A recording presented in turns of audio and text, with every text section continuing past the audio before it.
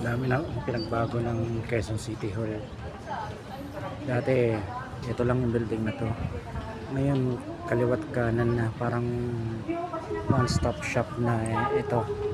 Yung sabihin, lahat na ng departamento ng Quezon City Hall sa government, nandito na lahat. Dati pinagsama-sama lahat kasi building na to, pero ngayon hiwa-hiwalay na ganyan.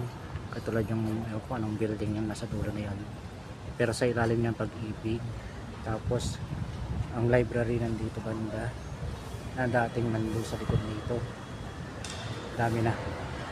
Tapos dun sa likod nito, yung pa rin yung DOJ, Department of Justice, pero sa Quezon City. So yun, just wanna share lang kung anong pagbabago rito. So yan, papuntang Quezon City Circle 1 na may underpass yan. Hindi ka tatawid dyan sa kalsada na yan. Ayan, dito yung library.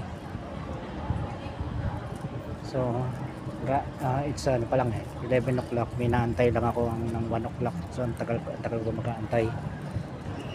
So hindi ko alam saan ako tatambay. Basta yun.